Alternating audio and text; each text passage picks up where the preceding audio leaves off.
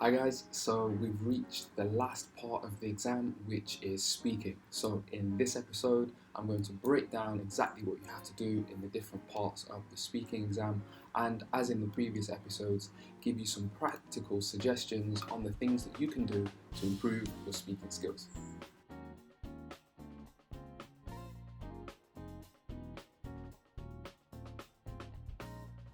Now, the speaking exam gives you an opportunity to demonstrate your English skills in a controlled and structured environment. It lasts for about 60 minutes in total and it's made up of 3 parts, but you're going to be assessed on 5 main criteria. These are grammatical resource, so this is basically the accuracy and range of the grammar that you use. Lexical resource, which is the accuracy, range and appropriacy of the vocabulary that you use. Discourse management, which is basically how well your ideas are structured and whether they're clear to follow and easy to understand. Another thing is pronunciation. Now, this is an accent, but it basically focuses on the way that you pronounce the individual sounds in English and whether you can be understood easily. And the last thing is interactive communication.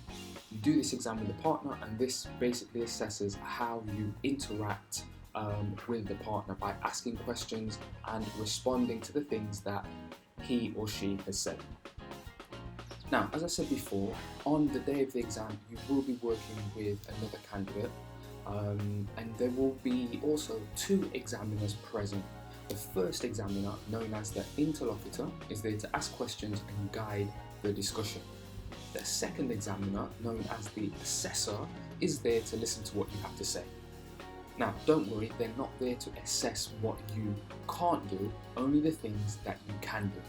Another thing to realise is that if on the day of the exam there are odd numbers, it might be possible for you to do the exam in a group of 3.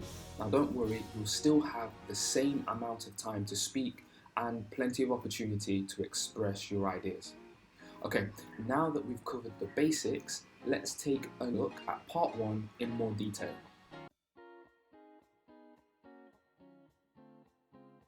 Part 1 is the shortest section of the speaking exam and it lasts for about 2 minutes. Now, in this section, you will take part in a short interview with the examiner. They'll ask you some general questions about you. So, for example, things about your daily life, maybe the place where you live, and maybe what you are studying or what you do for work. Now, in this part, it's important to not just give a one-word answer, but try to expand and give a reason and maybe an example. So in this section, it's common to hear questions like, what do you enjoy most about learning English? What for you is the most interesting aspect about the place where you live? Part 2 is a collaborative task and it lasts for about 4 minutes. Here you work with a partner to discuss a topic which is explained to you by the examiner. The idea is that you demonstrate your ability to use a range of language to do things like compare, evaluate, negotiate, speculate, and give your own opinion. The examiner will give you a series of photos to look at and discuss your ideas about them with your partner.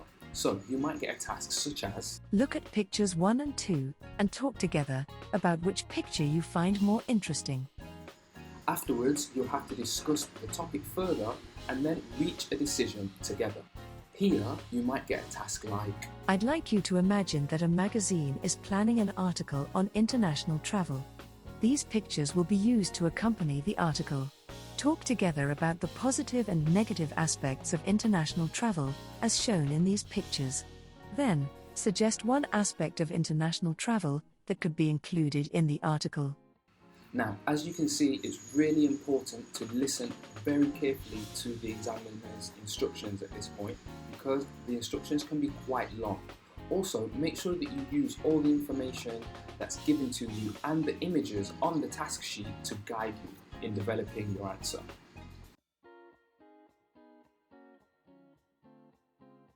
Part 3 is the longest part of the speaking exam It lasts for about 10 minutes and it's known as the long turn and discussion.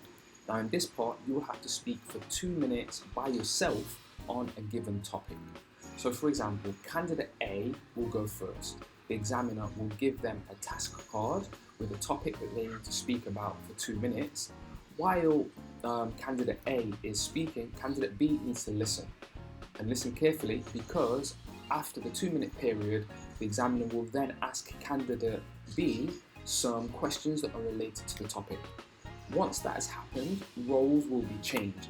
Candidate B will speak for 2 minutes, candidate A will listen and then respond to some questions from the examiner on the topic. An example of a part 3 speaking task might be: what makes people learn more effectively? Teachers, rewards, practice. And an example of some follow-up questions might be: what are the benefits of learning in a group? What personal skills do people need to learn in order to live successful lives? When you do your 2 minute speaking task, you will be given a task card that has some bullet points on it. Now, it's not obligatory to use these, they are only there to guide you, so you don't have to use them if you don't want to. But what you should try to do is introduce the topic generally and then give some more specific details with your opinion and examples, okay? So try and, if it's possible, try to use your own knowledge and experience to help you sound more natural. Also, when you're not doing the speaking task but you're listening, make sure that you listen carefully, because the examiner will ask you questions that are connected to the topic and you might even want to respond to something interesting that your partner has said.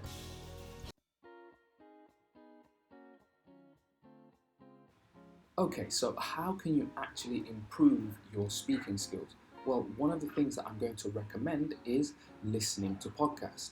Yes, listening to improve your speaking. It might sound a little bit strange, but bear with me. I'll explain how I think you can do this. So the first step is to choose a podcast. Choose one that you're interested in listening to and make sure it's not too long. Maybe around 10, maximum 15 minutes. And you need to listen to this podcast 3 times, all right? On the first listen, you're just going to understand the content and overall ideas, and you should make notes on what the important things are. The second time you listen, you're going to make a note of specific vocabulary that is connected to the topic of discussion in the podcast.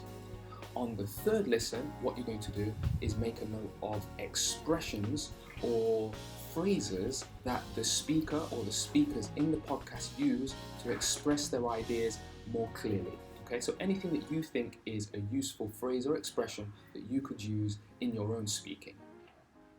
The final stage in this process is to record yourself speaking for 2 minutes about the topic that you've listened to in the podcast.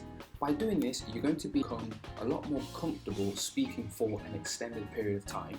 You're also going to build up your vocabulary for speaking about a range of different topics. And by doing this regularly, you're also going to improve the range of language that you have for expressing your ideas and also interacting with your partner. Don't worry if you make a mistake.